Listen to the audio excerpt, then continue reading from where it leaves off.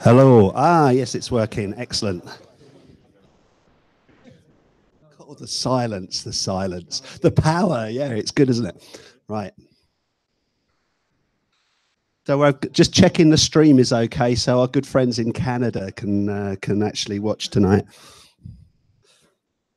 Henri, if you can hear us, can you give us a wave?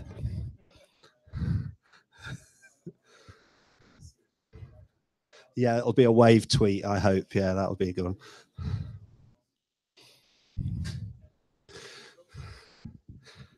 Okay, I think we're all good. So if everyone can take their seats, please.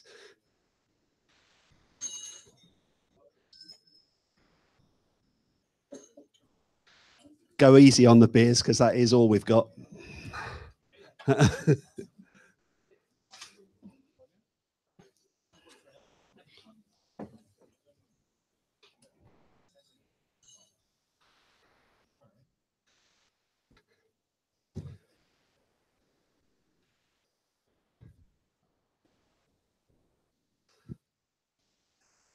Right, everyone comfortable. That's good.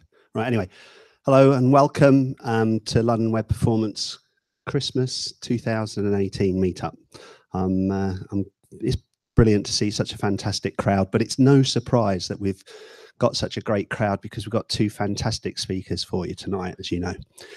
Just a little bit of admin before we start. If you do need the facilities and you haven't found them yet, they're just across the corridor and on the right hand side. Please stick to the toilets on this floor. Security don't like us wandering around the building. And if there was to be a fire alarm, please exit via the stairs. I know it's a long way down. We're on the 6th floor, but we don't use the lifts to evacuate if we have to. So that's everything. Right, so it's been a long year, 2018. Hardly anything going on politically, but you know, but I'm not going to talk about that at all. Anyway, have we still got a government? I don't know. I checked at like 6 o'clock and we still did, but I don't know, it might have changed by now. Anyway, so tonight we've got Kornel Lesinski, who's going to talk to us all about progressive imaging, right, and all that kind of good stuff. Kornel has kind of like worked in image compression for a long time. All the time that I've known him, he's been working with image compression. He's got some really sort of developed some really fantastic tools and techniques along the years. So hopefully he'll tell us some new cutting edge stuff in a little while. And then so that talk's going to go through to about 10 to 8, something like that. We'll have a little bit of Q&A, and basically we're going to have then like half an hour break where some food will come in, and then from about 8:30 we'll then have Pat Meenan, who's going to tell us everything about the order of precedence of stuff, right? So how you really need to worry about serving it. So it's really great to have Pat here. It's about, I think it's the second time or maybe third time you've spoken to the group across the years. But obviously coming all the way from the States, doesn't come over here all that often. Pat's obviously moved on now works for Cloudflare, so actually only just over in Waterloo when he is in town. So if I don't know if any of you went to the Cloudflare meetup last night, so this is kind of like building on from that. So anyway, that's enough from me. So after Pat's talk, I'm just going to do like another little roundup of what 2019 brings to the group and all that kind of stuff, and then we'll sign off for the year. Anyway, so to start off with, I'll just get Kornel up and give him a nice welcome to the stage. In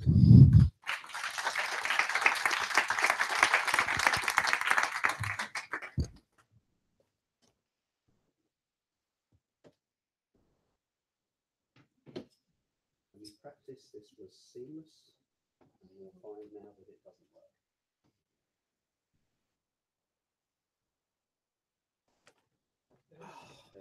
Beautiful. All right. Hello, everyone. Oh, yeah, unmute. Hello, everyone. Is it better now? Nope. I shall go and check that it's actually unmuted at the sound desk. Should be.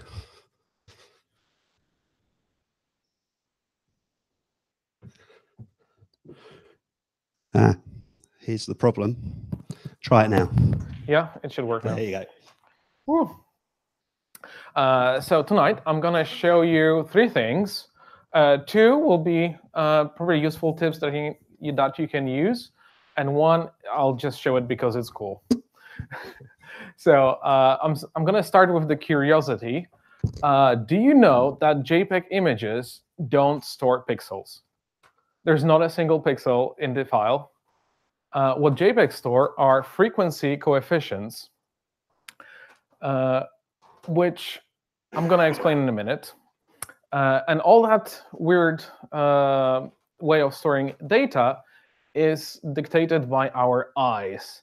Our eyes are quite imperfect. So for example, if we take an image and blur it, then you can still see that's about the same image. You can still recognize it. People in the back probably didn't even notice any difference. But by blurring it, I've actually removed a lot of data from the image. And on the right here, that's the part that's been removed. Now, with your eyes, with your squishy brain, you see on the left, that's the image, and on the right is just like some squiggly edges, doesn't really look that important. But if you asked a robot, a machine that analyzes amount of entropy, amount of information in the picture, it would tell you that the one on the left is just 2% of the information, and the one on the right is 98% of information. So now you can see with your own eyes how little information in the images you see. So if we can get rid of that bulk of unimportant detail from the image, we can greatly reduce amount of data that we need to store. And that's what JPEG does. First, it divides the image into 8x8 blocks because it just happens to be mathematically much easier to work with. Because each block contains 64 pixels, and here magical math comes in. 64 pixels can form 64 different frequencies. These frequencies, if you interpret them visually, they form different patterns. It's very similar to analyzing frequencies of audio. When you have a music and you sample a waveform of music, it gives you some kind of a squiggly line. But you can analyze that this piece of music has some bass, some treble noises, the different frequencies. The visual interpretation of this is if you take the intensive amplitude, it's brighter pixel. If you take the lower ones, it's the dark pixel. And the frequency squeezed into a box gives you a pattern. So all those 64 different patterns can be combined together in different proportions to form any shape within that block. It's mathematically beautiful. It's visually hard to show that it really works. But imagine like you had a 64 layers in Photoshop with some additive blending. And if you removed some of the layers and put them back, that would give you a certain image. Depending on combination of those layers, you could achieve any image. And here's the thing with your eyes. Your eyes are sensitive to lower frequencies. Some of the patterns are important, like these are super important. The ones at the end are higher frequencies, are smaller details, are more seen as noise. So what JPEG does is it can remove the less important ones. When you save an image with certain quality, you have a quality slider, and the lower quality you get, the more of those frequencies you remove. That's a huge reduction because most of them are not visible to your eyes. Not all of them are in any image. If you have a flatter piece of image, like a sky, it's only going to contain the few of those lower frequency gradienty ones and not the noisy ones to begin with. So this is the key behind the great compression you get in JPEG, because you use few coefficients to represent those few patterns, but they still form the full 64 pixels of the block.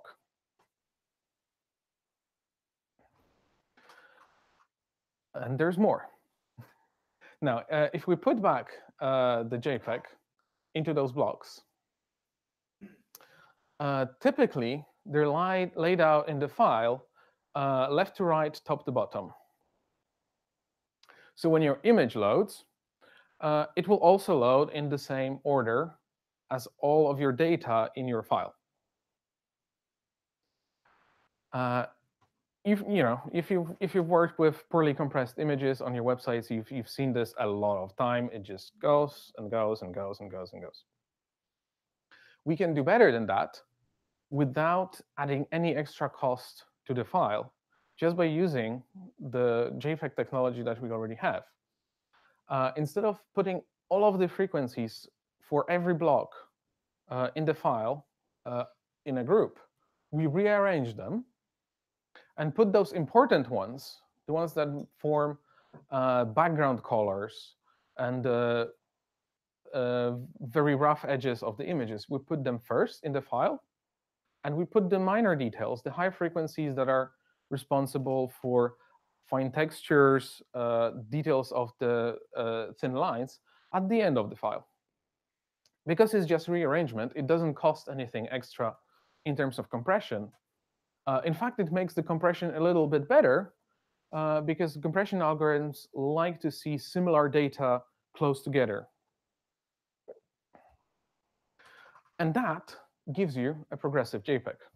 As it starts loading, it loads first the most important background colors, and only later starts downloading finer details.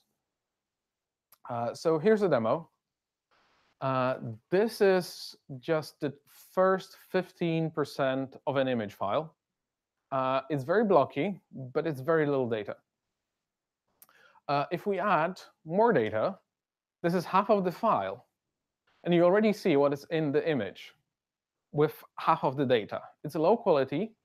You can notice that it has this characteristic distortion of JPEG. But you get this blockiness in JPEG only if you have not enough data. And the trick with separate blocks and different frequencies breaks down. You start seeing different blocks. So only after we add the rest of the data, the image becomes the final image. But you've seen the last bit of the data barely change the image. Colors change a little bit. It's become a little bit sharper. But while the image is loading on your website with the first few seconds of the site being opened, people will not even have time to look at the image in so much detail. So what you're getting impression of the image being fully loaded with just half of your data for the image. So that's pretty cool. Like, you're getting your entire image with half of the data. So why it hasn't taken over the world yet? Why isn't this so fantastic in practice? That turns out, well, it's because on a typical page, you have more than one image. You have lots of images. And when you have lots of image on your page, and each image individually loads progressively, you don't even notice they're progressive. Yep, they're blocky for the first second. But even though now we've loaded half of the data on our page, we still have half of it empty. So those images loaded nicely and smoothly. Each individually seem to load a little bit quicker. But overall, it does not give that wow impression of really progressively loading the page. What we really want is all of the images to load progressively at the same time. Unfortunately, that is very tricky. That's not how the networks work. That's not how the browsers work. browsers request images one after another and receive them one after another. If we managed to load all of the progressive images in parallel, so that the first progressive layer of every image is now loaded, and then the second progressive layer of every image is now loaded, and so on, it would look like this. Boom. Just 15% of the data for the page here, and it seemed to load in full. So instead of having like 2 or 3 images loaded on the top in full quality, you get impression of your entire site loading almost immediately. Of course, the first layer is kind of blocky, but it's not a big deal. It's going to be followed quickly with the next layer. And on Retina displays, which are becoming standard now, these blocks are half the size, so they're not actually that bad even. So here I'm going to download half of the data of all images. And at this point, they have almost their final quality, their almost final resolution. There's no obvious blocking. And hey, we have all of the images looking like they're loaded with half of the data. If you're looking keenly, you've probably noticed one of the images obviously not loaded in half. It's like half loaded, and this one image is WebP. So it's technically compressed better than all of the other images, but WebP does not support progressive rendering at all. The way the format is constructed, the way it improves the compression, is very clever, but it doesn't allow it to have this progressive feature like in JPEG. JPEG is a much simpler format, so it can simply rearrange the data because each block in the file is independent. In WebP, they're all dependent on each other, so WebP is forced to load top to bottom at its full quality. At this point, unfortunately, it gives very hard to decide trade-off. Do you make your images look loaded faster, but use a little bit more bandwidth, or do you save bandwidth but have images look like they're really slow?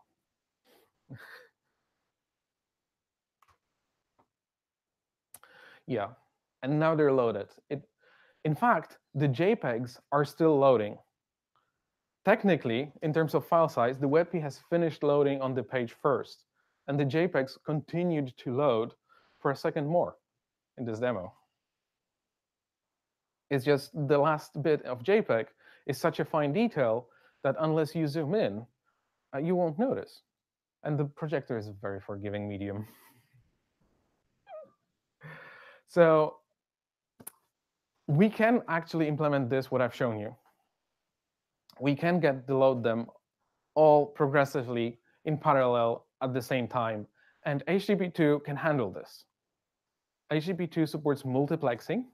So even though you have a one connection, the server can chop files into small pieces and send the pieces in any order it wishes. So we can take our images, chop them into small pieces, mix them up, and send them down the wire. To do that, currently you cannot enable a feature in any web server. Nginx doesn't support it. Apache doesn't support it. It's technically possible, but it's not exposed as a user visible feature. So when we cannot get something natively, what do? We hack around it with JavaScript. And here I mean server-side JavaScript. For example, Node.js. Node.js has streams, and streams work in chunks. You as a developer, you're in full control of every chunk of every stream. So you can split your file, your JPEGs, into small pieces and ensure that each piece is sent after pieces of other images. For Node.js, I'm not going to show you exact code for this, simply because it just doesn't fit on a slide. It's not that hard to write, but it requires some bookkeeping that is just hard to present. So I'm going to present the pseudo algorithm. You receive requests. You'll need to set up the raw Node.js create server kind of a request. And usually you serve your static files separately. But for this, of course, you have to do the thing that you don't usually do and direct your static file JPEG request straight to your node server. And if you send first 500 bytes or so right away, for almost all image formats, that gives you a benefit of sending the header that contains image size. So if you've made the mistake of not specifying your image size in HTML, which of course none of you ever did,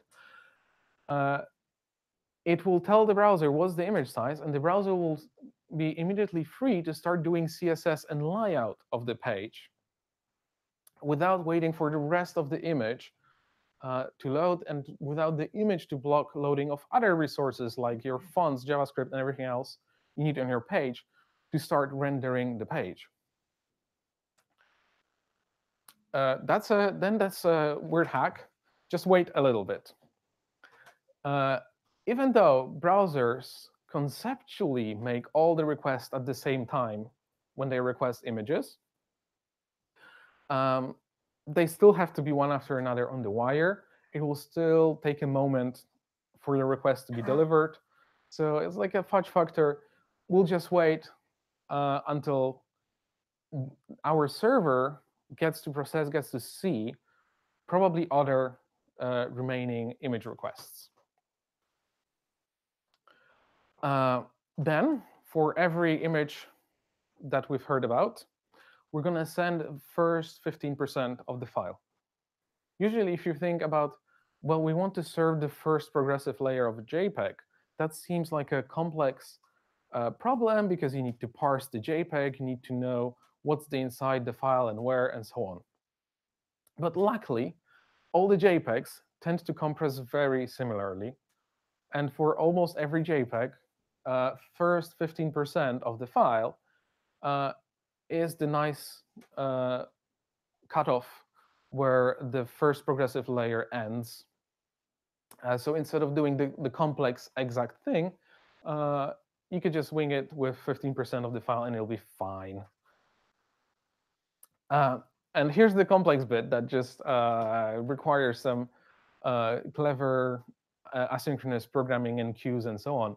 You have to wait for all of your streams from different requests that are running in parallel at the same time to finish sending that first layer. We want all those layers to push out of all buffers to send down the wire to the browser before sending anything else. And this is roughly the algorithm.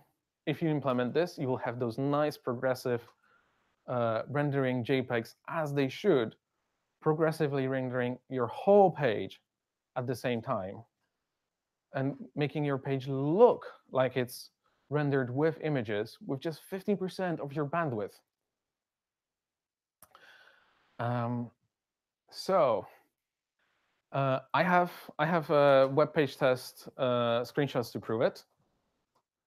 Here's the demo page with just regular images from regular web server, and that's a visual progress of how the page is loaded over time. So as the line goes up over time, it gradually builds the page as image after image loads, as you would expect. It's almost linear. And with the trick, look at this bump. Almost immediately, it jumps to 75% complete. Just as we send those first bits of all the images, the browser lays out the page, starts rendering all of the images, and they're pretty good placeholders. And this is just from rearranging data on the wire. You'll probably heard about different placeholder techniques, low-quality image placeholders, or you can put SVG placeholders or a small GIF file, base64 encoded, and so on. All those tricks and hacks waste extra bytes on the wire cause your images to sort of be loaded twice, rendered twice. With this rearrangement, we're not wasting a single byte. We're sending what we would send anyway. We're just sending it in the best order possible for our files. One problem with that technique is if you implement it in your own Node.js server, and you're in charge of globally available website, that will probably be a big no-no, because usually you want all your static files, all your images cached on a CDN, so they're available in every city on every continent. But if you try to do it on your single Node.js server and coordinate multiple requests together, you get this global architecture of all the global requests going to your poor server. So until recently, there was no good way around it. You can roll your own, but you don't have a CDN. CDNs don't support that trick. Like, some tried, but they don't. No CDN has released a feature for this yet. The problem looks like this. Even if you implement this on your own server and deliver your images in this beautiful, clever way, this properly chunked progressive unicorn to the CDN is going to save it on its disk in the cache. And when a request comes from the user for this file, it's going to deliver it like a rock. You want your file? Here's your file. And all that effort to serve files properly, it's going to be lost through being saved on a disk cache. But there are edge workers. Edge workers is a new feature at Cloudflare. Edge workers are exactly like service workers, but completely different. Service workers run in the browser. So service worker runs after receiving data from the network, which is still very useful for all kinds of local caching per user or transformation of responses on the fly. But service workers cannot fix this case because all they see is already this huge file as in one chunk. And service workers don't control the network that precisely. But edge worker uses the same API as service worker. So it's JavaScript. It has access to streams. And it runs on the CDN as a filter after taking file from the cache. So even if the image, the static image, the JPEG, gets cached as a single blob of data on the CDN, it's still going to go through the edge worker, where you can control how it's going to be served exactly. So you can implement this super careful splitting of images in the details, in the bits. So here's how roughly it works. It's the same modern web API as service worker. So this would be the handler of fetch event, where you get the full request, the full image. But instead of responding with the image as it is, you insert the transform stream in between. And transform stream gives you, lets you process a chunk coming in and send chunk coming out. And you get to decide what happens with this in between. So we're going to take chunks of data from the response body reader that comes from either cache or your server directly. And we're going to use writer from our transform stream to put our chunks in there. The loop that does nothing, just reads and writes back the whole thing, looks like this. And the hack that we can do is roughly structured like this. This is without all the fine coordination between subrequests. When you receive data as a chunk from the origin server, you can, for example, chop the first 500 bytes off of it and write it immediately. Then you can add some timeout or you can wait for other requests running at the same time, and so on. And then chop the array and send the rest of it after that. Exact implementation is left as an exercise for the reader or listener. But this is how you do it. And when you run it in an edge worker, this is automatically going to run in 200 different cities all around the world, straight out of your global cache of your static files. So it's going to be super fast and delivered properly. So that's the cool thing that you can do yourself. I've just recently proved the concept, so I don't have a ready code for you yet to download and install. If you write it, then I'll happily just take it.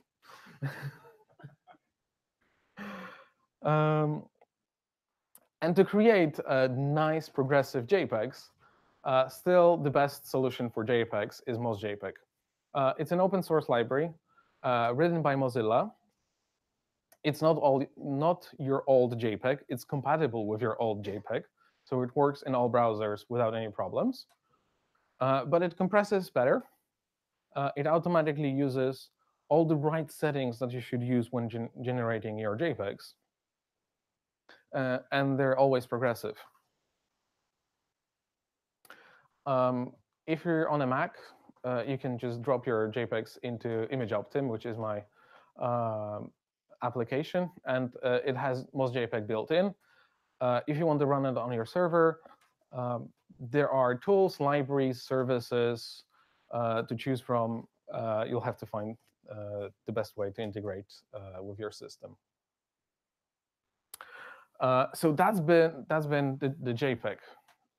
We still can squeeze so much from JPEG and make it appear so fast. But whenever I talk about JPEG, the next question that comes up is like, but what about WebP?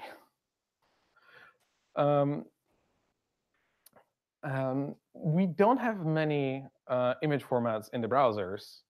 And apart from the very, very old ones, like JPEG is Spec is from '92.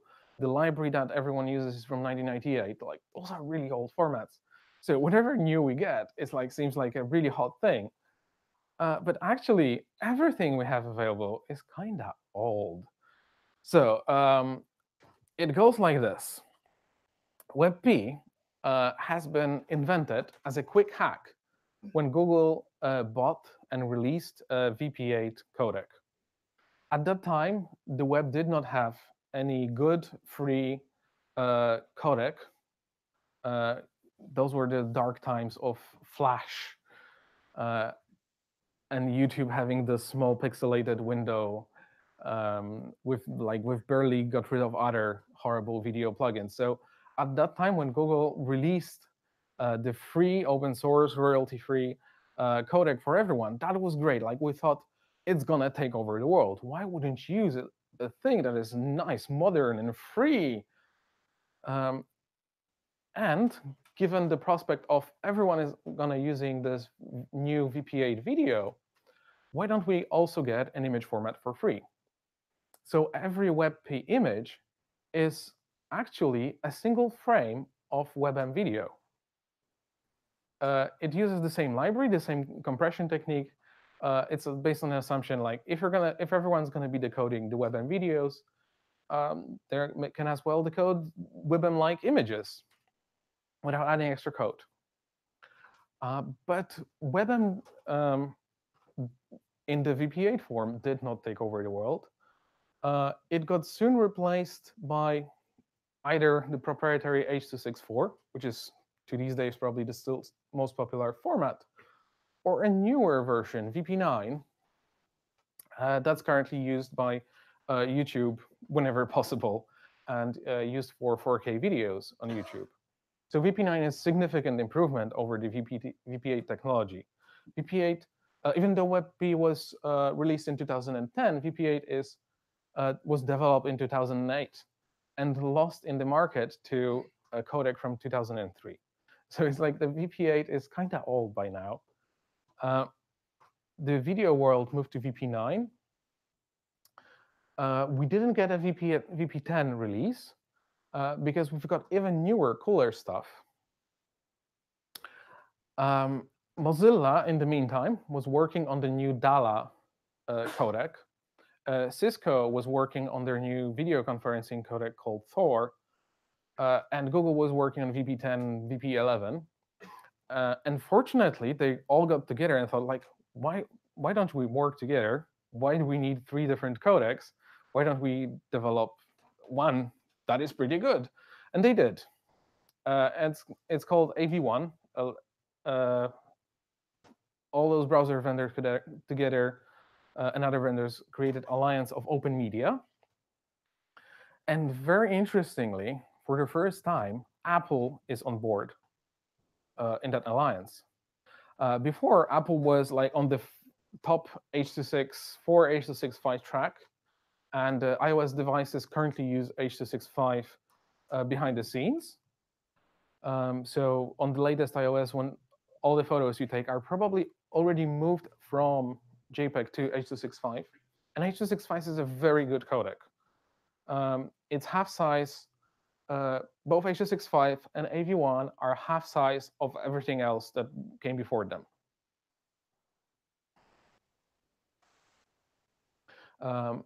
AV1 has shipped in Chrome 70. It's ready to ship in Firefox soon-ish, and it's half size of WebP. It's a video codec. So there's this trick. We have a video codec that is very efficient, would like to use it, but it's not an image codec. But WebP is an image that uses video codec. So why don't we hack it? So here's a very unfortunate hack. The best way today to compress an image in the browser is to use a video tag. Don't go overboard with this, because when you embed a video tag, browser thinks you're really, really serious about playing video, and it's going to allocate memory, it's going to spam background threads, and it's going to do weird things with GPU. So if you put 50 of these on a page, Chrome is going to really, really hate you. But that's the way currently to get the AV1 codec, which is half size of WebP. You can use FFmpeg. FFmpeg 4.0 has shipped with support for this built-in. So if you install latest FFmpeg, you can convert an image into one frame of AV1 and embed it in a video flag with muted, that's necessarily to display without any ceremony, autoplay, so it's actually shown, and plays in line to tell Safari not to show it on a full screen, because that would be weird if any of your avatar images suddenly popped out to the full screen. So like I've mentioned, this is a hack. This is a hack. If you're in a desperate situation where your design director tells you, we really, really have to have this hero image that's like 4K resolution with somebody smiling to a salad, and they've given you a JPEG that takes 5 megs, then you can make it 2.5 meg AV1. So this has been my last hack for today. But don't focus on the video hack. Focus on the progressive images. That's where that's what you can deploy today and have a huge improvement. You can even losslessly convert all your existing JPEGs using most JPEGs JPEG Tran tool. So you don't lose any quality on conversion. They'll become progressive. They'll compress about 15% better or more, depending on how bad the software was that you've used to create them in the first place. And then in the meantime, we're hoping that AV1 will become usable for images in the browsers. There's already sort of a vague spec for WebP-like version of AV1.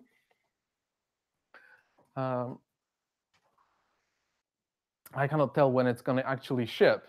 So until then, that's what we have today. Thank you very much.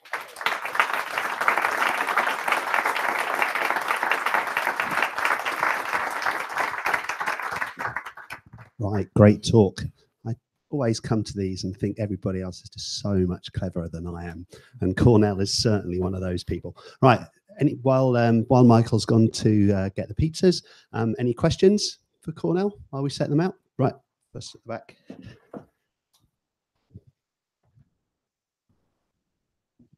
So I assume the idea might work on Edge, Lambda Edge or something like that as well. Or Probably not, because Lambda itself might be behind several layers of other networking proxies. I haven't tested. Maybe.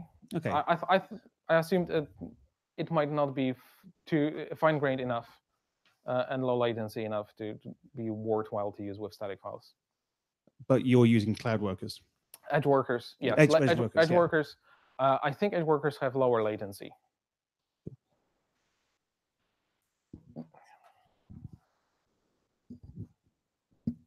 Sorry, did you say you were giving this talk at Cloudflare yesterday? Or was that the second talk that was given at Cloudflare yesterday? This talk was first presented at Perf Now in Amsterdam last month. Okay. Well, the follow-up question to that then is, will Cloudflare be bringing this out as a product? There's my manager. Lovely. Thank you very much. Is he going to wave? Thank you very much. There you go. Is that a yes? That was a yes. That was a yes.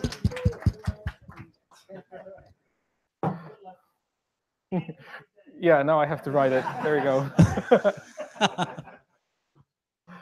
All right, it's pizza time. Thank you.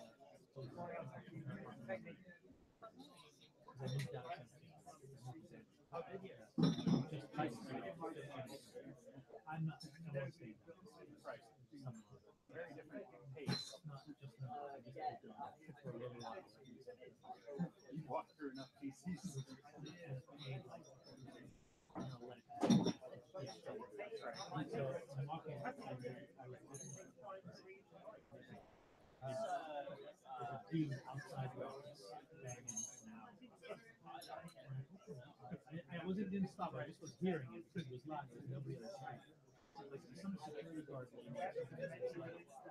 door doesn't open. Can I buy a t-shirt? Do you think he went to the store? Did he see like a souvenir shop and he just wants to buy one? Like last coma at the bar across the street. Oh my god, it's so funny. I've never seen it. I try to avoid branded shirts as much as possible. Some guy was a fan. He was using the pie.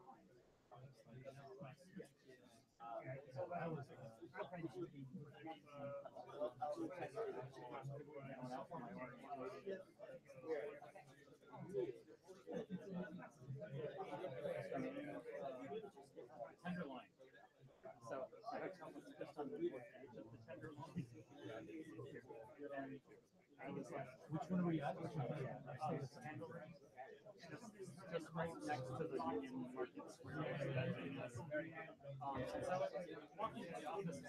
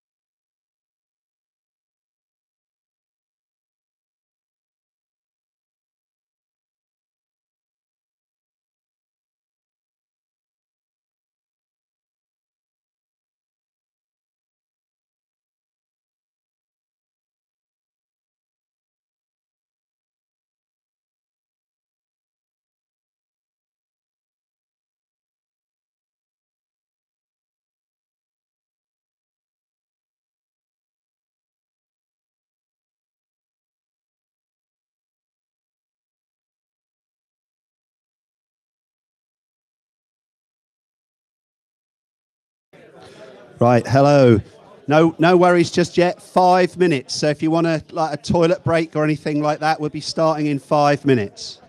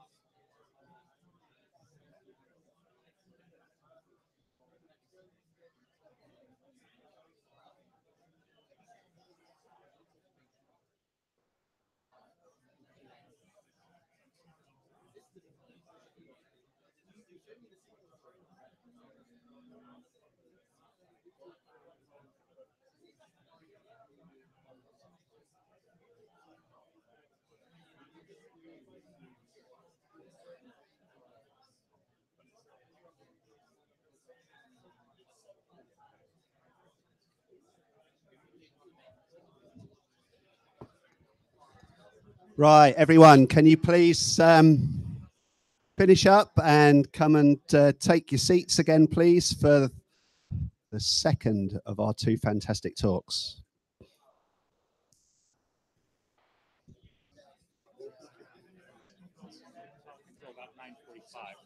No. To about 9:15, and then we'll do a bit of Q&A, and then I've just got a few roundup announcements. The guys have got to lay this out for another breakfast meeting tomorrow, so they kind of like they're waiting. Yeah.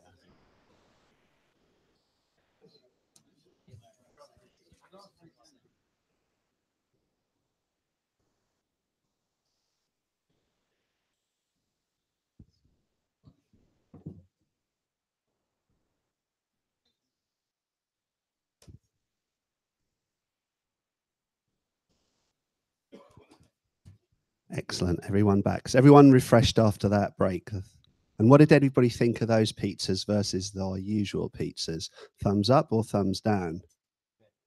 Yeah, meh. Right. Okay. Thumbs up. That's all well and good. Thumbs down, right, may win because thumbs up are twice the price of the thumbs down. Right. So that was a special end of year treat to have Forenza pizzas rather than things. Well, yeah, that's right. Yeah, so yeah, it was a bit more expensive. No 2 for Tuesday from them, I can tell you. Right. Anyway, well, I hope I don't need to introduce our next speaker. If you don't know, recognize Pat, right, or have seen what he's done for the industry in our space, as the architect of webpagetest.org, then you must have been living under a rock, right? So I'm really, really, really pleased to have Pat here. With this, like I say, it's the first time I've been able to introduce Pat on stage. He has done like other previous meetings for London WebPerf. I think when Stephen Thayer was kind of like running the group a long while ago now. But anyway, so I'd just like to give a big round of applause to Pat, and we'll have his talk on prioritization and the web.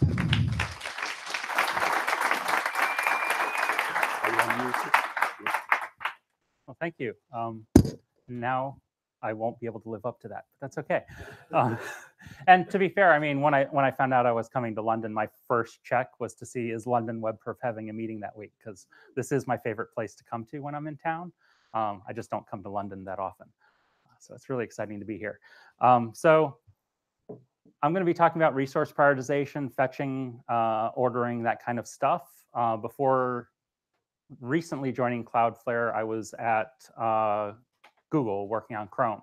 And I'd say I spent 90% of my time looking at waterfalls going, hey, why is that loading there instead of before? Or should it be loading after? And that's kind of what I did all day. And it will drive you insane. I'll just warn you about that now. I apologize in advance for the really crappy waterfalls I'll be showing you. They were all drawn by hand in PowerPoint. But I want to talk about sort of a hypothetical page for right now to sort of demonstrate why these things are important. And it's going to have 2 blocking JavaScripts in the head. You've got your actual download time for the JavaScript is the dark yellow, kind of like the waterfalls. And then you've got the pink, which is the parse and execute time. The sizes are arranged so, roughly 600K of JS will take 1 second to download, compressed on a 5 megabit cable connection. These numbers weren't picked randomly. 1 second is really easy to explain and add up when we're talking about these things. And it will, 1 megabyte of JavaScript uncompressed will take 1 second to evaluate and parse on the browser side of things on a reasonably fast device even. So just be warned and when you're looking at things.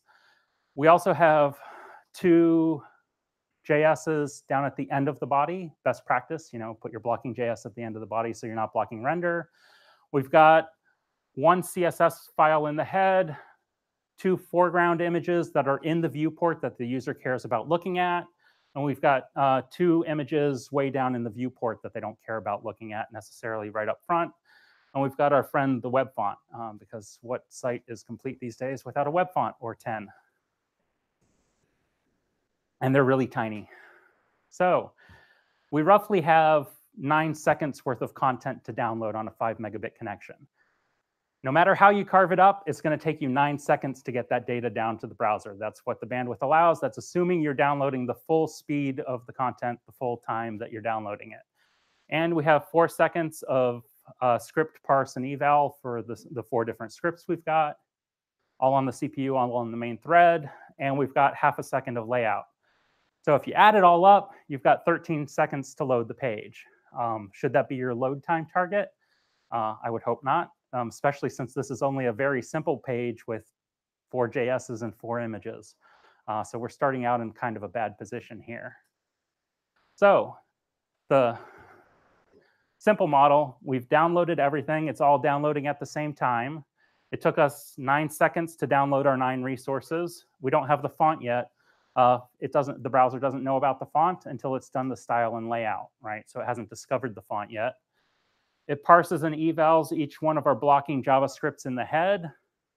After the JavaScripts have, I guess in this case, we have the style sheet. Yeah, actually,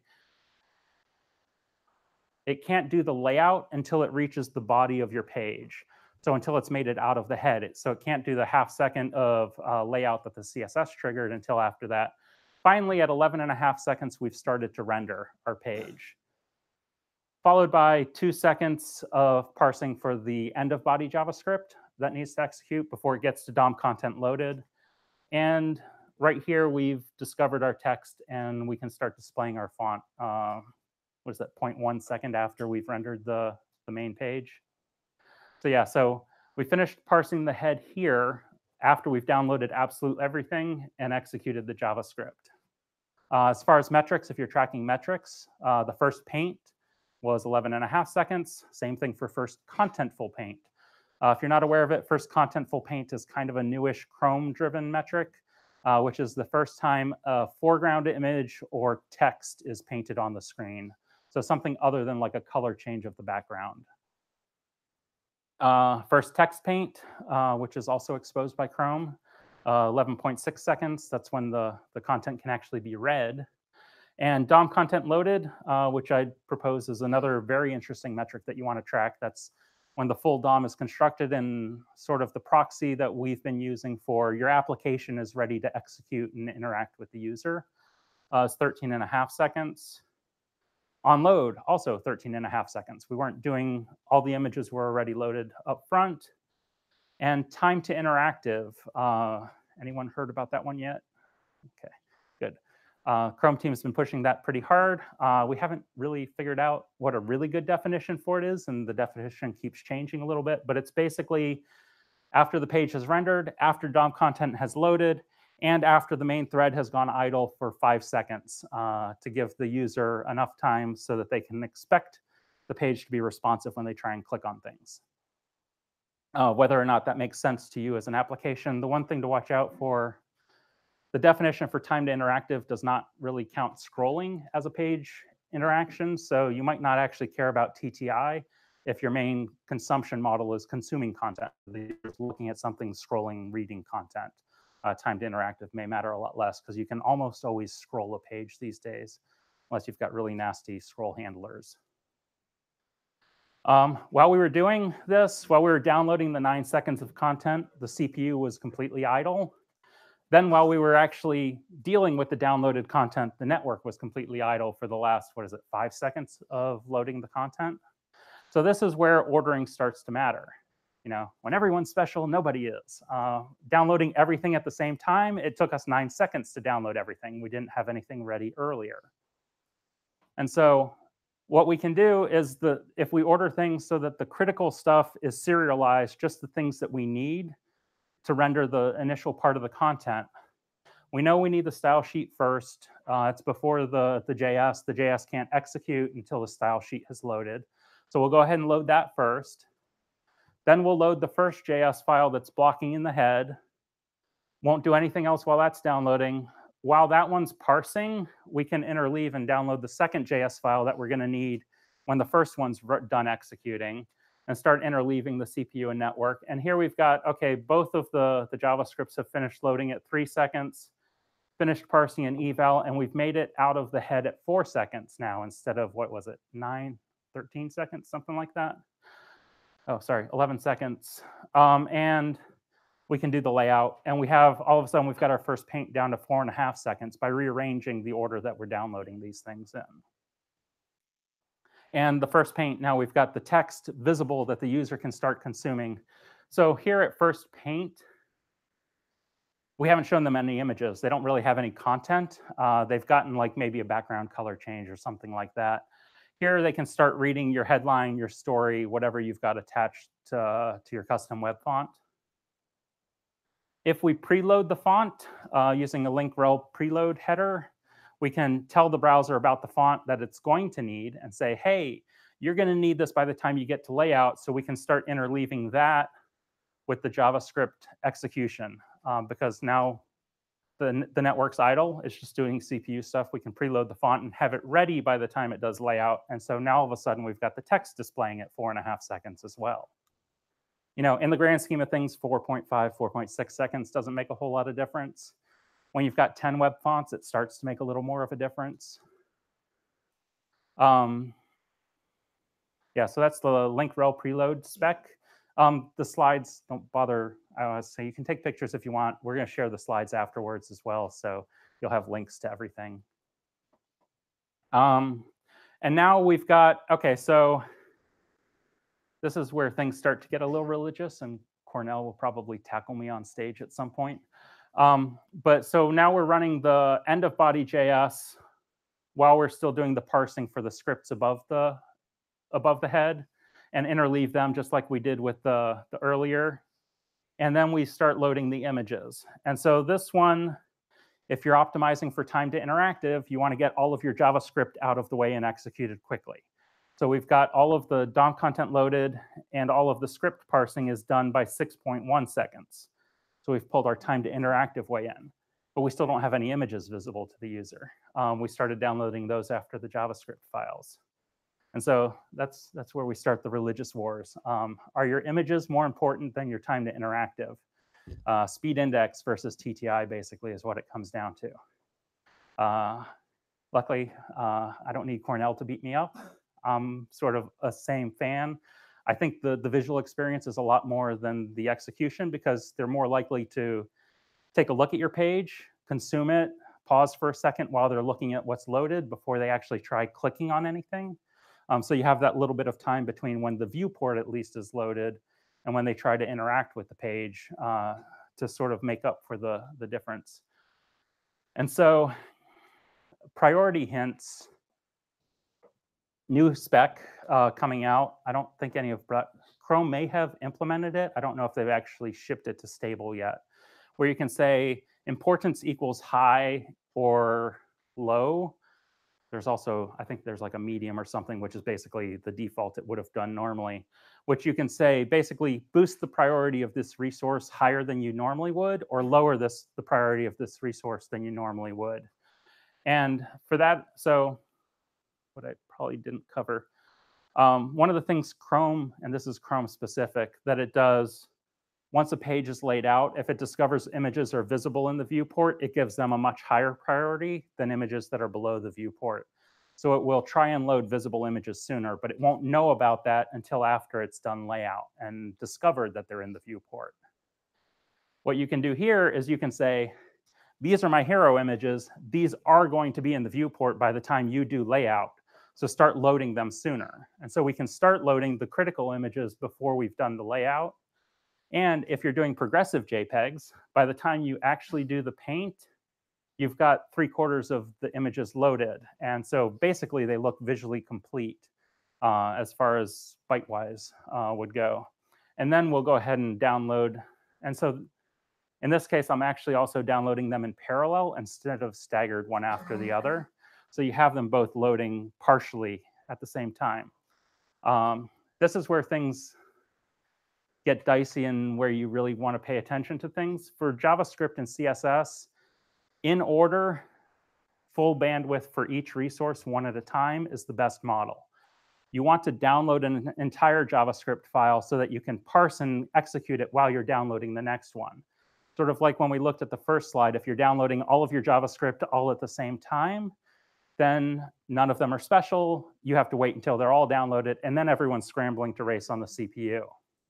When you get to images, if you've got progressive JPEGs, for example, downloading them concurrently is a better model than downloading them one after the other. And so you kind of want this hybrid where all of your code is staggered, but then all of your images download concurrently, sharing bandwidth, so you can get sort of that progressive delivery on the images. And so the priority hints works the other way as well. You can boost the priority of things that would normally be high priority. You can also lower the priority of things. The main place that comes into play is with like either end of body JavaScript, where you want to lower it to say, no, delay that until afterwards. The other main one is, at least in Chrome, is async.js. Whenever you put an async tag on JS, it will treat it a fairly low priority. I think it gives it the same priority as invisible images, because it's like, yeah, these are kind of load whenever you want JS files. We won't load them critically. if you do your analytics tag or an async version of like Google Tag Manager, for example, and you load your script too late, you might start losing your page views. And this is one of those sort of balancing acts between business and user experience. And so if you put an async tag or an async marker on your JS for your analytics, you actually may want to have the browser load that as soon as possible, just not block execution on a bunch of other stuff. And that's where you kind of want to defer from what the browser's normal prioritization would be. So you could say, hey, this is async, but the importance is high. So load it quickly, but don't block anything else on it. So this all comes to play largely in HTTP2. Not sure who's familiar with the HTTP2 prioritization scheme. It was, yeah, Andy's very familiar with it. It was developed by sadists in a room. They all got together. So Speedy, before HTTP2, had a prioritization scheme that included was basically a single number from 0 to 255, where the browser would say, this is the priority of this resource. Do with it what you will. My feeling is in an effort to diverge from Speedy, because we had to do something different to put our stamp on it, the committee decided we needed a full tree for the browser to be able to spec out a full dependency tree of this resource depends on this other resource, but we also need to be able to download multiple resources at the same time, so each one has a weight. For like if it's weight 12 and weight 4, the 12 gets 3/4 of the bandwidth, the 4 gets 1/4 of the bandwidth, but they're downloading in parallel, but only after C, which had a weight of 8, but it was sort of at the same level of this other item. And to top it all off, there's also an exclusive bit that you can set on any one of these, which says, download this without anything else downloading. So stop the downloading of everything else if you're going to be downloading this. So they come up with this really nice tree structure that nobody could figure out how to actually implement. So this is red pill, blue pill time. If you're happy in general with life and the web, go drink some more beer. Unfortunately, breaking you out of the bubble, you won't be able to unsee how broken things are. And it's been keeping me up at night. I mean, I was happy in my Chrome bubble before I left the Chrome browser and started looking at the real world. So browsers, how you doing with performance? It turns out not so well. Chrome, this is what a dependency tree looks like for Chrome. This is one of my, I think it was like my wife's blog that I copied over. And so HTTP2 works best when you've got all of your resources on your page coming through one connection. That's the only way resources can get prioritized against each other. So the browsers in HTTP1 land used to do prioritization on the client side, and they would decide what order to fetch resources in. And that's how they would prioritize what should get delivered first or not. When HTTP2 came along, as Speedy, being developed at a company where, you know, basically one server delivers your entire page, and granted your Google search page is like 3 resources, but anyway, the prioritization of the resources was deferred to the server. And basically now the client can build this whole tree model, make all of the requests to the server and say, you know what, this is everything I know about that I need. This is how you should deliver it to me. Follow this magical tree, and I will be really happy. And then the server starts prioritizing the resources that it has available and trying to deliver it in the order that the browser asked for. So Chrome builds a tree out. Every resource is always marked as exclusive in Chrome. Whether it be an image, a script, a CSS file, whatever, it's largely because of a separation of knowledge in the networking stack versus the renderer. The networking stack knows nothing about what the types of resources are. It just knows, even worse than a priority number between 0 and 255, the networking stack sees a priority between 1 and 5. Chrome has 5 internal priorities. Those are all that the networking stack sees with the requests. And it goes from that and it tries to build a tree. And so what it does is, as the requests come in, if it's a lower priority than something that it's already gotten, it just builds a serial list. And it goes, okay, this was a 220 priority. It'll start out my list. Oh, another 220, 220, 220. They're all either equal to or lower priority than something that came before. I'll just add it to the queue of requests that I've got, all downloading serially because everything's exclusive. We get some JavaScript, we get some images, we're coming along.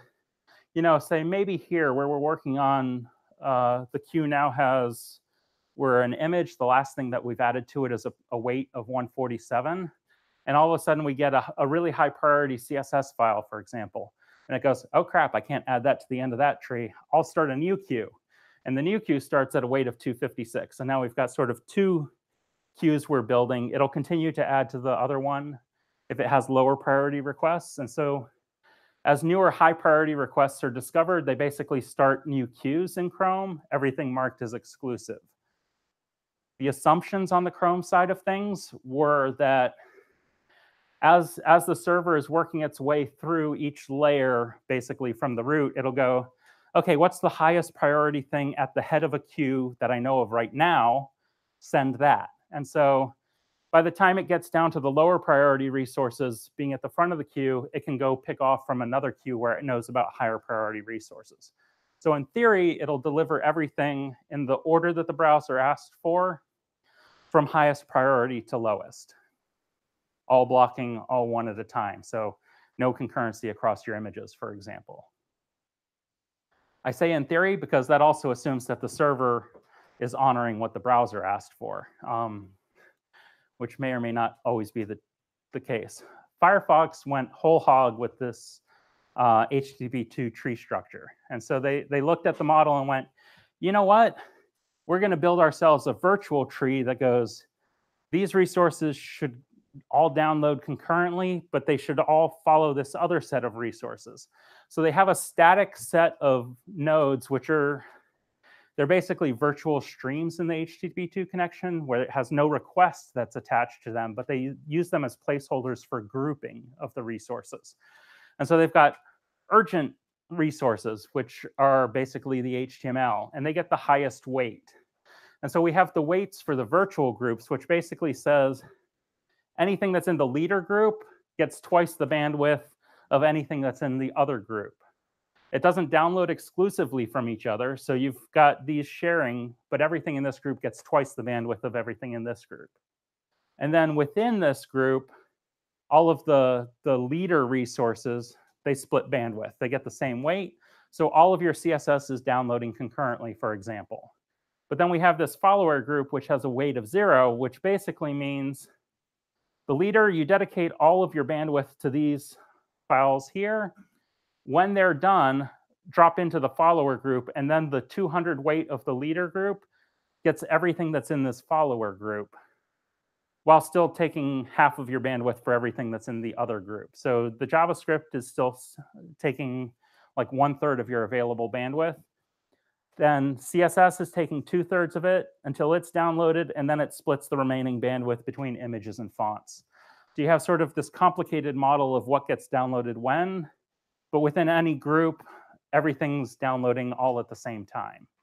And so you've got your images, it's great. You've got your progressive images downloading concurrently, but your JS and your CSS are not. Well, they are downloading concurrently, it's just not great. And you've got your CSS and JS basically splitting 2/3, 1/3 for the bandwidth. So good, bad, I don't know, it could go either way. It's good for images, not so great for JS and CSS. It's a pain in the ass to understand why your resources are downloading in whatever order they are in practice. Safari. As best as I can tell, they took the code. So several years ago, Chrome forked WebKit and made Blink. The priorities that are in Blink right now are what came from Safari, from WebKit before Chrome forked. This is what Chrome used to look like when it was doing Speedy as well. It basically takes the internal priority of a 1 through 5, and it maps it to a static number, and that's basically the weight. It made a lot of sense in Speedy, which basically said, hey, these are high priority or these are low priority. It makes less sense in HTTP2 where everything is hung off of the root and it gets a weight that's based on whatever the priority is. So everything downloads all at the same time. You get a little more priority for CSS, gets more of the bandwidth than JavaScript, for example, and then fonts, and then images. So your CSS, or actually CSS and JS get the same. They get like 3 times the bandwidth of your images allocated to all of them. But everything downloads all at the same time, just with varying differences on the bandwidth. Edge, IE. Well, I guess as of today, that might change, but it doesn't support prioritization at all. So everything downloads all at the same time, all with bandwidth split equally among everything. So your critical, this is basically the first slide that we started out with, in case anyone thought it was completely hypothetical. That's actually Edge and IE's download model. Largely, my guess is the networking stack for Edge is actually deep within Windows, and Edge has no interface for telling the networking stack what the priority of resources are. It only has a way to say, hey, fetch this URL. And so by the separation of layers, there's no way to build a complicated priority tree. So what you get is all of your resources downloading all at the same time. What do you do about it? They're browsers. Convince all of your users to use different browsers, better browsers. If you are testing all of your testing on Chrome, stop. Try testing in some of the other browsers. I definitely at least recommend Safari. You're going to have a lot of iOS users.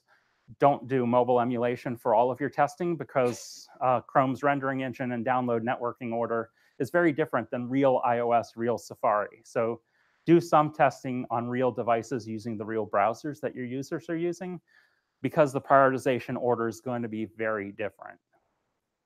You can order things in the HTML, roughly in the order that you'd like to get them downloaded in. At the end of the day, all of the browsers still send out the requests in the order that they're discovered. So you'll still see requests for the images in the order that the images are defined in the HTML, even if they're all given the same weight. At least you'll still get some level of ordering information in there. Anything that's hidden, that's critical, your fonts are sort of the key use case for this, but you've also got, if you're using a tag manager that's inserting JavaScript or something else that's written in background images, CSS background images aren't discovered until after layout. Priority hints or preload hints to say, hey, load this resource, you're going to need it, so that it can discover it earlier. This one's a little more controversial. I think Kornel's also famous for saying, don't try and race the browser. You can't load images faster than if you define them in the HTML and let the browser load all of them. The converse is also true.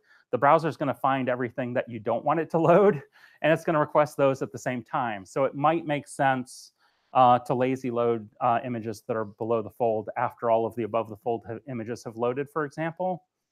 You have to be a little careful because you still want them to be discoverable by crawlers and all of that kind of stuff.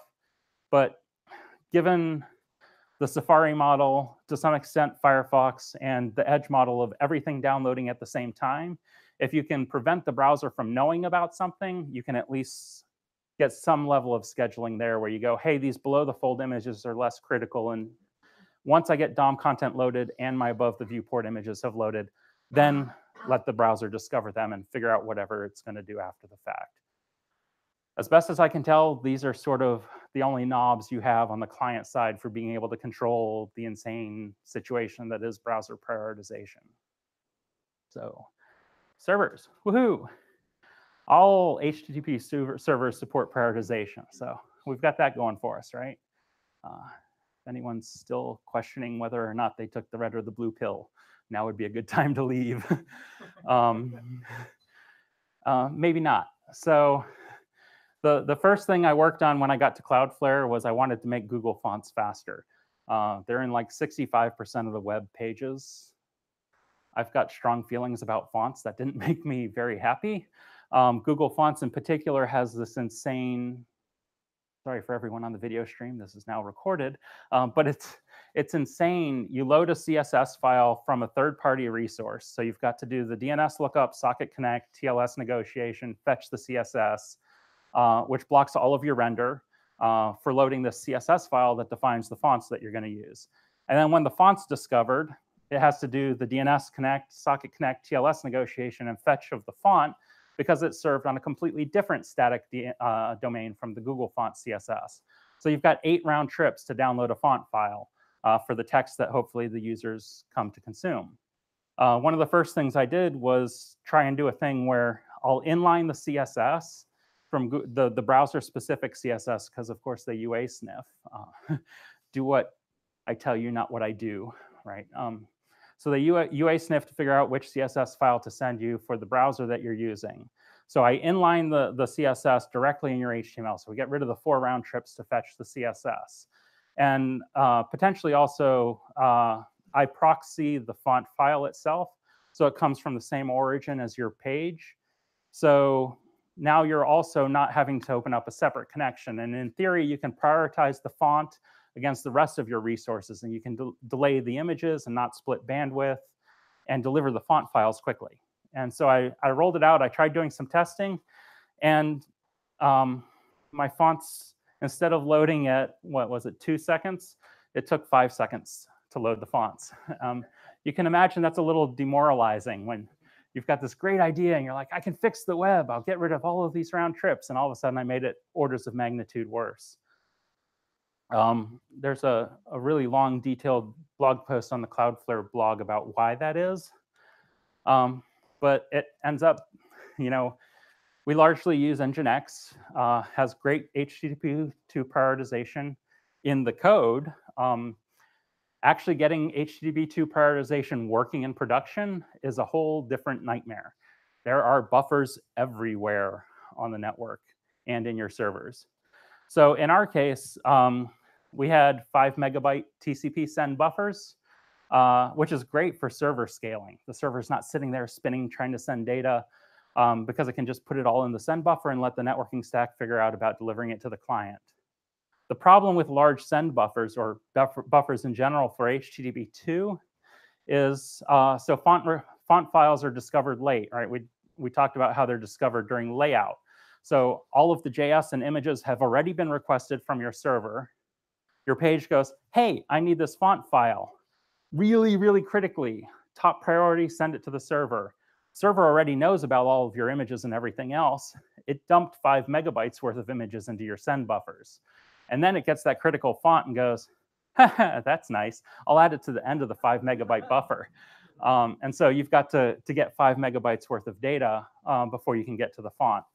And so one of the critical things to get HTTP2 working and prioritization working is you need to have the minimal amount of data in flight to the browser so that the server can actually respond to prioritization quickly and reschedule things and jump ahead in the queue.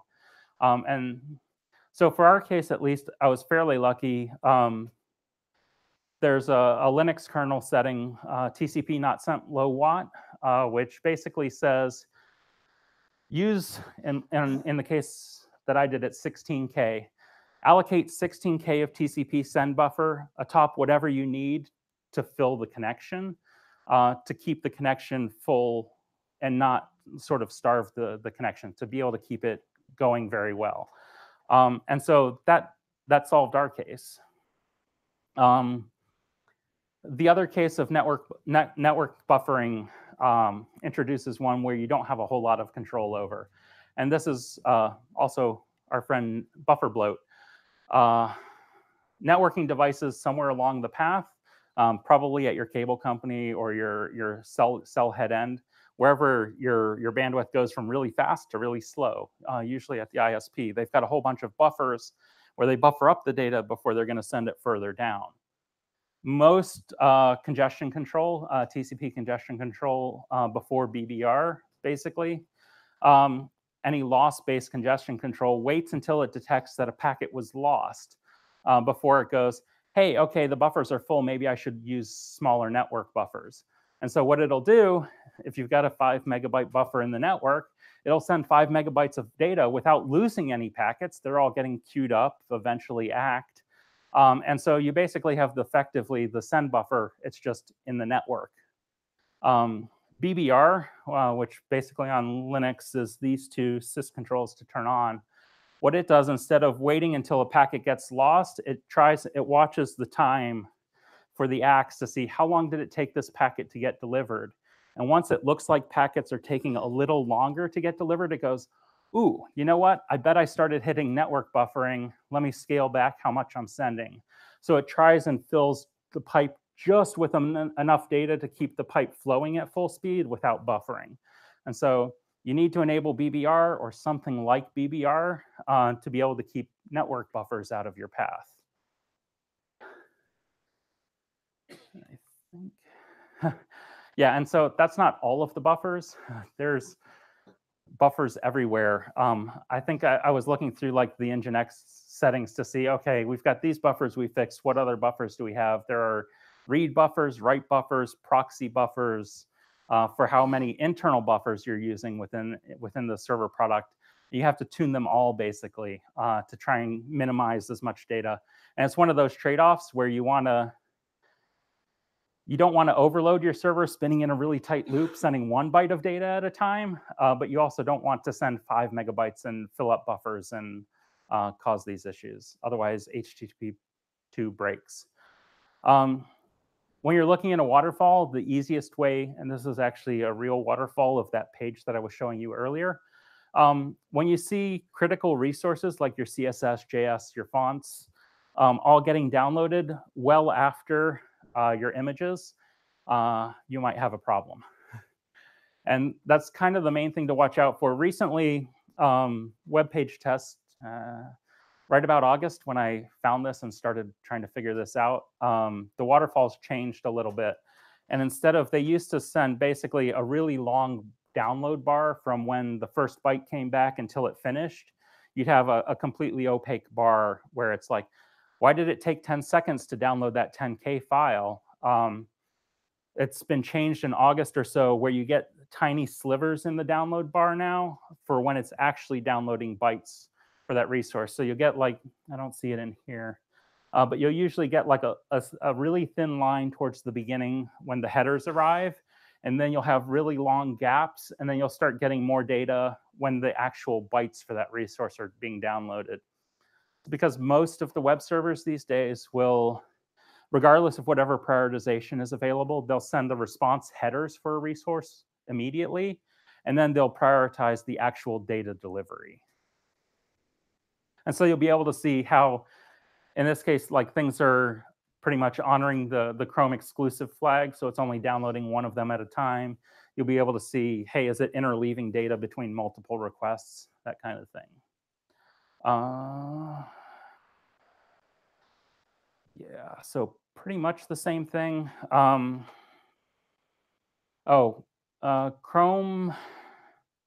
Chrome's loading is basically a 2-phase loader. It's the only browser that does it.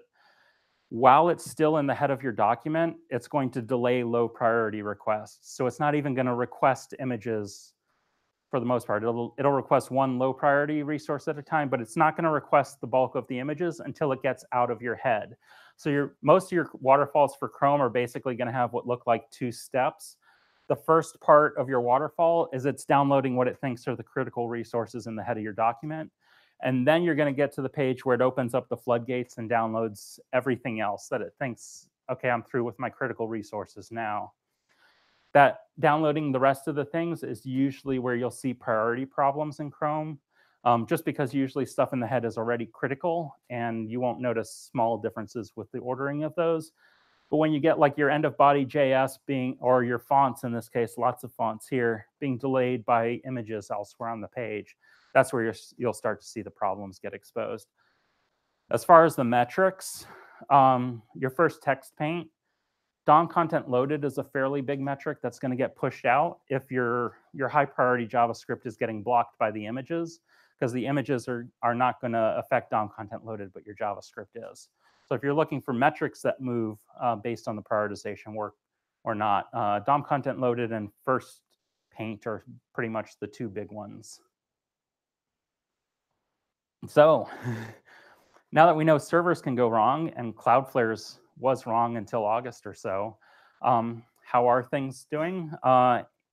There's a test page up on GitHub that you can install on your server. It's meant to exercise Chrome's prioritization in a specific way.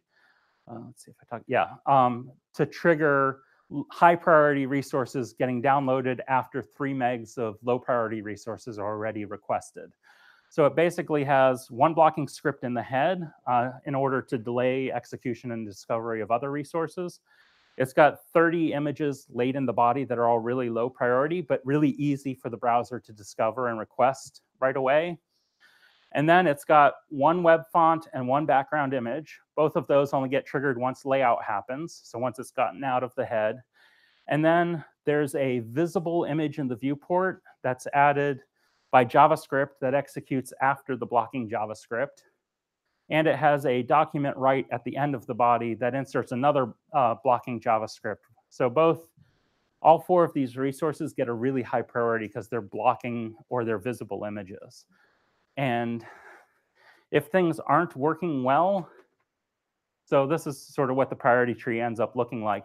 You'll get the one fork of the tree, which is all the low priority resources. And then the late discovered really high priority resources get a sort of separate fork in the Chrome tree. Don't optimize the page. It's really easy to build the page so it loads faster. You want to load it exactly like it is because it's designed to load in Chrome in such a way to exercise your server. It's also designed for Chrome specifically. So testing it in Firefox, where it's going to request everything, all with different weights, it's not going to get the same sort of exercise of things loading serially and exclusively. And Firefox also doesn't have the visible image, gets a higher priority sort of exposure. If you test on a 3G connection, it exposes the issues much more clearly. And sort of a pet peeve of mine, if you can avoid it, never, ever, ever use Chrome DevTools 3G shaping inside of DevTools. Chrome's traffic shaping is all done inside of the browser after the network requests have actually arrived inside of the browser. And it's just throttling the speed at which it feeds it to the rendering engine. That won't tell you anything about how your network's actually behaving or how the H2 push is sort of the other thing that it's really broken for. But in this case, since it's done at the DevTools level, not at the packet level, you won't get to see things like network buffering and everything else because it's going to suck all of the network bytes in as quickly as it can. And then a good waterfall is you'll have sort of all of the requests. And then these at the bottom of the waterfall are your really high priority things that were delivered late. When it's working well, those will be requested late, but they'll be delivered really, really quickly because they were given really high priority. And you'll still get all of these other images downloading much later. When it's not working well, they'll tend to usually either all of them or 2 of them will end up taking pretty much the whole 20 seconds in this case to download. And it should be fairly clear in the waterfall. You're going to have bars down at the bottom of the waterfall that stretch way out and are loading way later than they should normally. Visually in the film strip, since the visible image is one of the things that sort of gets late discovered and high priority, when it's working well, you should get a film strip which in around 4 seconds, it's visually complete, your page is finished loading. When it's not working well, it's 20 seconds. So the visual experience should demonstrate it very well to like an ops team, for example, of why they need to look and fix it. Because the difference between 4 and 20 seconds is pretty freaking huge. Andy Davies also set up a GitHub page. So tracking the state of the world. I wouldn't necessarily recommend posting, if you're running your own edge, and where most of this matters is whatever the browser is talking to, that's where the HTTP2 prioritization needs to be supported and done well. So if you've got a CDN, that's the thing that the browser is talking to, that's where your prioritization needs to be done well. If it's talking to a load balancer, it's your load balancer that matters, not your servers behind it. I wouldn't really recommend tracking how well does Nginx support prioritization, because that's going to depend on your deployment, right? What your TCP buffers are configured for, or what congestion control you're using. If you're using a service where it's either a hosting provider, a CDN, a load balancer device, run the tests, submit an issue with your test results, and we'll be able to tell if it passed or failed, and we'll add it to a table so we can track what works, what doesn't. I mean, to give you an idea of the scope of things, we've only found 2 to 3 implementations on the web so far that actually work. Google's Edge servers do not prioritize correctly. They invented Speedy and HTTP 2. Odds are yours don't as well. So I highly recommend testing it. It's a huge deal. If you don't fix it, what you're going to end up doing is you're going to migrate from HTTP to HTTPS and HTTP2. You're going to do testing and you're going to go, it's slower. Why is it slower? We're going to go back and we're not going to do HTTPS. And it's not because HTTP2 is slower. It's because prioritization is not working correctly. And so you're going to come to wrong conclusions. You're going to roll back, or you're going to spend a whole lot of time trying to figure out dev work for what's really a production configuration to get prioritization actually working in the wild. What do you do about it? Hopefully, we're trying to do that with the tracker. We need to try, for the benefit of the web, for HTTP2 to work, we need it to actually work in the wild across the web. Otherwise, people aren't going to use it. HTTP3, quick, has all the same problems. All you're really doing with quick, it uses the same prioritization scheme as HTTP2. You're moving the congestion control and the TCP buffering into the application layer instead of the network. But you're still basically going to be depending on every server doing the buffering correctly or doing the congestion control correctly. So none of this is going away with quick. Quick is enough years down the road in practice anyway, that you're not going to want to wait for that to happen. So test, fix your servers. As far as what you can do for the browsers, pray, hope, ask. Maybe the browsers will eventually get to the point where they're migrating off. Your best bet is to try and schedule your resources in an order that makes sense, so that even if it's requesting everything at the same time, you're still getting most of your visible content as quickly as possible. Hide the stuff that you don't want it to know about. Test on the browsers that your users are actually using, because it's going to make a huge difference. That's largely it for me. We can do some.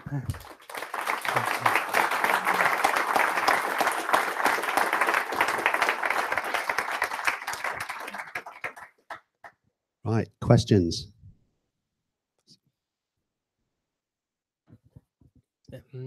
It's Imran here. Where do bundle creators like Webpack and the dependency graph of those tools fit in this picture? So Webpack and its dependency graph and the bundling and everything that it does is largely to take, you have like hundreds of imports in your dev version of your JS. It'll do the tree shaking and everything to figure out what code is actually needed. And that'll be the 1 JS or 2 or 3 JS files that get loaded by the page.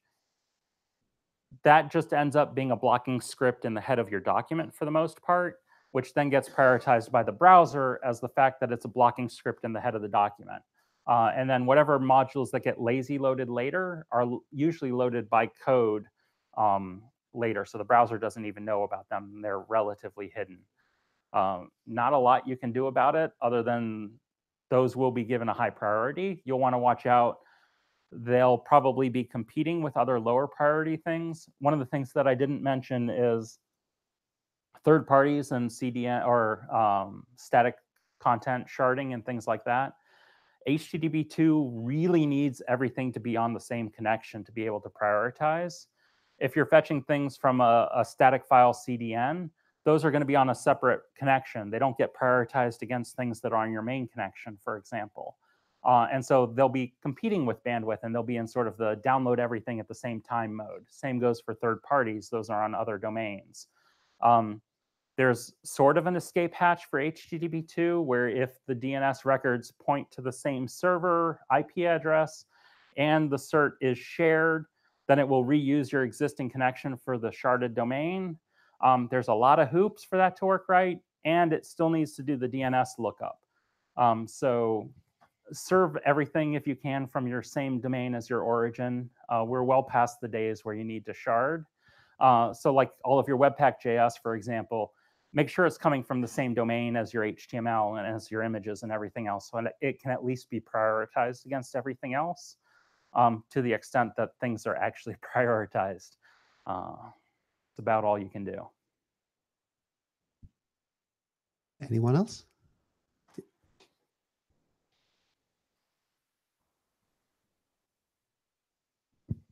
Oh, yeah. So we recently turned on H2, and we're having all these problems. So it's slower in pretty much all instances. Now, I've raised a ticket with Fastly to fix this issue, I'm hoping.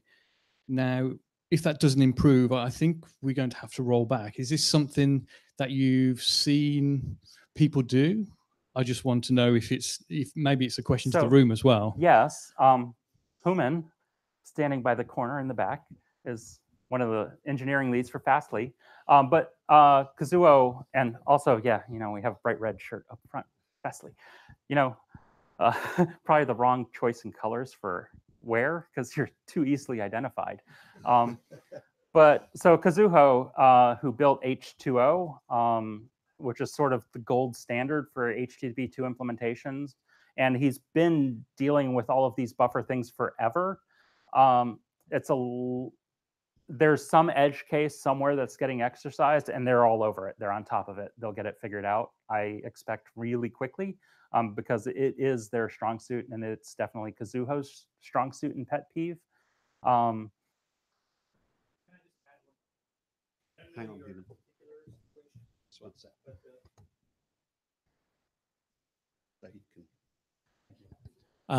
I'll start from scratch. Can I just add one thing? I don't know your particular situation, but there isn't 100% possibility that what you're noticing is because of this issue. H2 has lots of problems, and we've gone around for years now saying that it's not the silver bullet everybody kind of thinks it is. There's lots of things that could be happening because of whatever the app looks like or whatever is happening on the network. If there's any packet loss, you have TCP header line blocking issues that are exposed. That's going to slow things down. We have data about this. Congestion control. There's all sorts of stuff that could be happening. So it could be because of this, or it could be because of any other number of issues that H2 has. I will tell you this, though. You're not alone in finding that a transition to H2, and that's not just with Fastly. I'm talking across the board. That a transition to H2 is not like the panacea that you imagine there would be. We constantly keep hearing stories, both pro and con. Like the opposite of this is I had a customer come to me at a conference say, we went to H2, it's amazing. We are orders of magnitude better than before. I'm like, great, write about it, because we keep hearing these other stories and we'd like to balance them out. So in your case, and again, I don't know what your case is. It could be any number of things, including this, or any number of things that are problematic to H2 inherently. There's a reason that Quick is like the new kid on the block, and we had the Quick thing here not so long ago.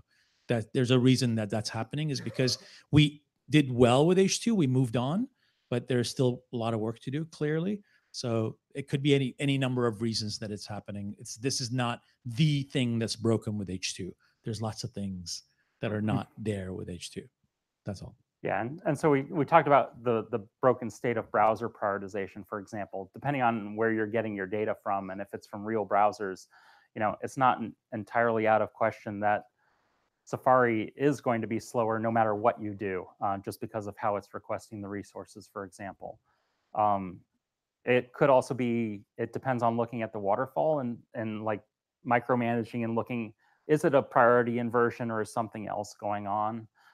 Is it domain sharding and all of a sudden things can't get prioritized against each other, third parties? There's all sorts of really weird crap that goes on. Chrome in particular also has so Chrome has a client-side resource scheduling logic that it applies, and sort of the two-phase loading we talked about. For the longest time, it turned all of that off when it was doing HTTP2. And so it wouldn't even do the two-phase loading. It would send all of the requests up immediately as soon as it knew about them, even while it was still in the head. And then if prioritization wasn't working right, you'd have even bigger problems with Chrome. Chrome 70 accidentally turned that off because of where they moved logic. And so now the part that does the two-phase loading doesn't know anything if the server is HTTP2 or not. So watch this space. It's changing fairly frequently. But yeah, I'd say work with the teams that you're already working on to look at detailed captures of the site to try and identify what the problems are. Are they application problems? Are they protocol level problems? If it's from synthetic tests or from real world. One of the other things to watch out for is when you're doing your synthetic testing, what are the browsers that are being used for those synthetic tests? I will say, though, like Pingdom last time I checked was using Chrome 38 or something. We're on Chrome 70 right now. 38 didn't even support HTTP2. So if you're doing synthetic testing like with Pingdom, for example, you'll be testing HTTPS without any HTTP2 support and getting data that's not useful. You may be running synthetic tests at backbone speeds instead of throttled, and there's a lot in the mix. But good news, it keeps us all employed, right? Because there's lots to do. Any more? One more. One more. Regarding priority, with iframes, will the things loading iframe will be low priority or will be competing directly with your home page? So priorities of things in iframes, it depends. So when they get to the networking stack only knows about the server. It doesn't necessarily know about the iframe or not. And so they're all going to go over the same connection, and they're going to get prioritized against each other.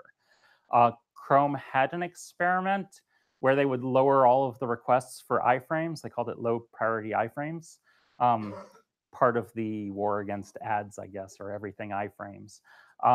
It ended up not going well because there's a lot of content in iframes that people cared about, so I don't think it ever went anywhere. So anything that's loading in an iframe is largely going to compete against your main page resources. The only thing that Chrome does with iframes, especially right now, is it throttles the timers, so they run at a lower resolution. But odds are, if you're loading stuff in an iframe and they're ads, they're not coming from your origin. So not only are they going to compete against your resources, they're going to be on a different connection and not prioritized well against your HTTP2 resources. So they're going to be competing with bandwidth. And they're going to be running in parallel because they're not going to get prioritized. So they'll kind of jump ahead of the priority queue and be competing against everything that you care about. And that's sort of why the HTTP2 model of everything being on the same connection looked great for the Googles and Facebooks of the world, where one server controls all of the content. When we're in the world where you've got 50 domains serving the content that ends up on your page, and none of that can get prioritized against each other because they're all on different connections. Yeah, that guy in the middle. Not a whole lot you can do about it, unfortunately, other than scheduling when you load the iframe. Okay, right. I think we need to say one more huge thank you to Pat.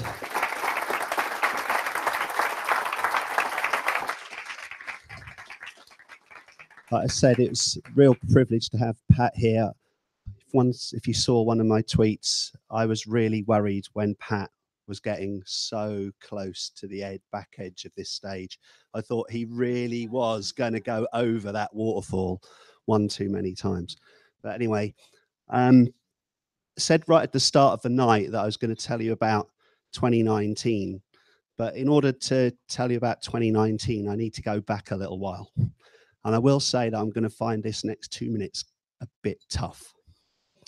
So I first got involved with this group in 2010, right? Amazingly, when good friend Steve there was saying, hey, I think we ought to do a meetup around web performance. And back in that time, I was the web operations manager for Seatwave.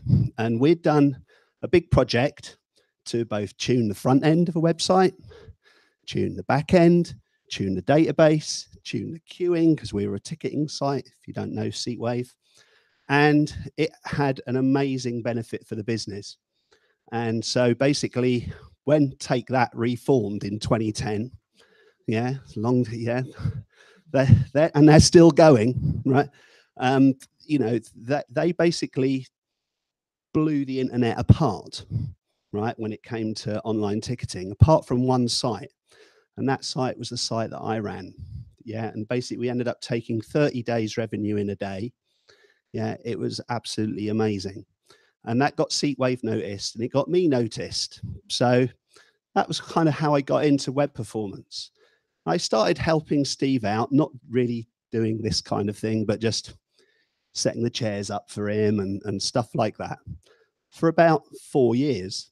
That went through to about 2014, where Steve went off and set up DevOps Guys, which for various reasons, they've now renamed DevOps Group.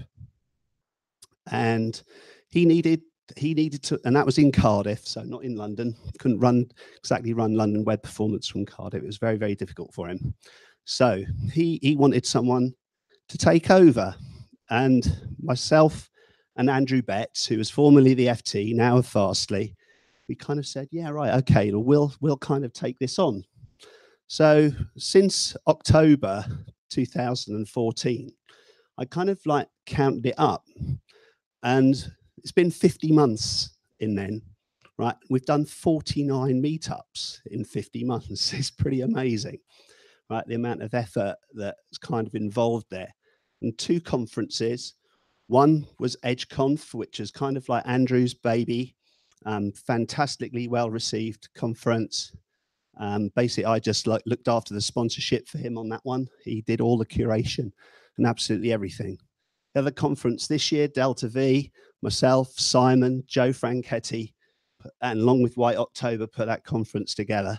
So when I added up, we've kind of like had about 5,000 attendees across that period of 4 years. Kind of like a bit sobering when I look back at that.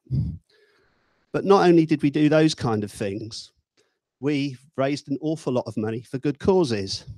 When I totted that up across the 4 years, most of our money goes to IT-related charities. But as you know, the money from the ticket proceeds tonight, every Christmas, always given money to Crisis and always given money to BBC Children in Need. But across that 4 years, we've donated over £20,000 to the community, right? So that is the power of what can be done with a group such as this. Now, this is the bit that's really going to hurt me, because you're now kind of going on to 2019. And my personal work, right, is really taking me away from web performance. I'm back in the operations space.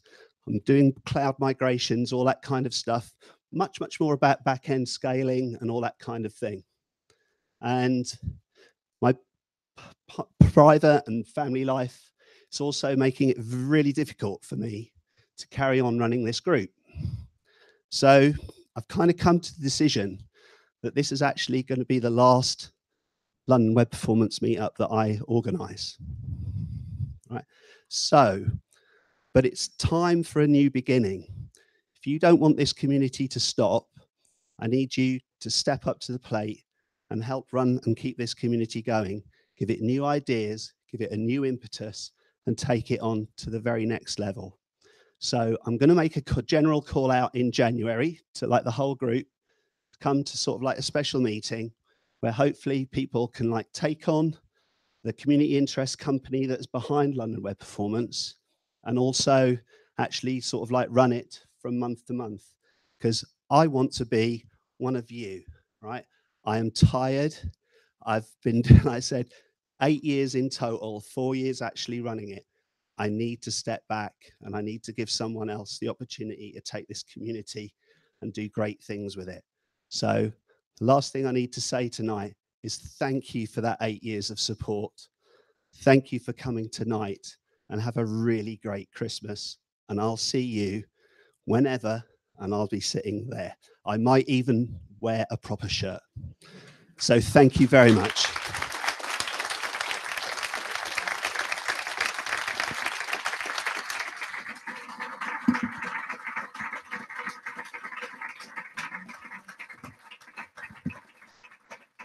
Anybody wants to buy me a beer now, they're more than welcome to, because I've got a 5:30 a.m. start tomorrow morning. So, you know, I might need a little bit of loosening up for that. But anyway, thank you very much, and see you next year.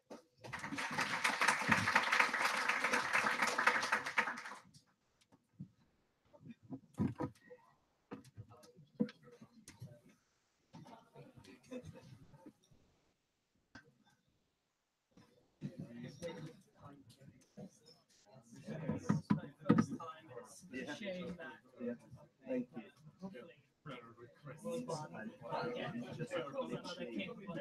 I am worn out, right? And it's all that time.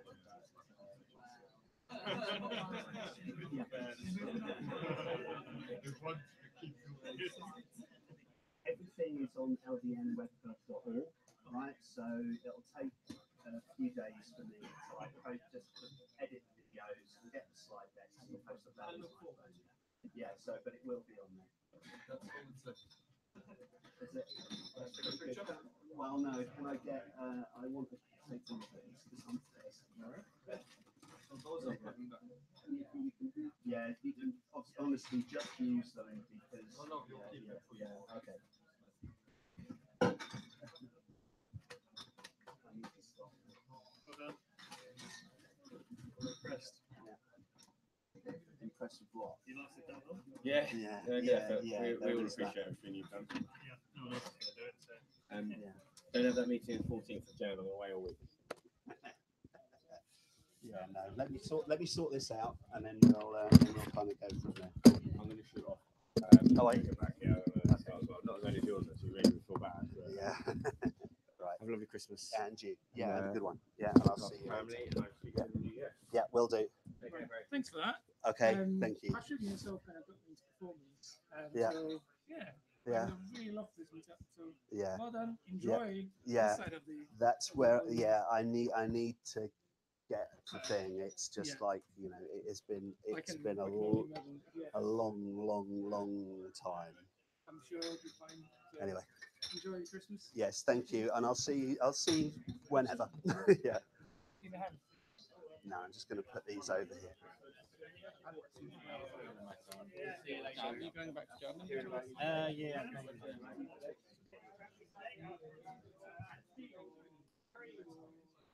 Yeah,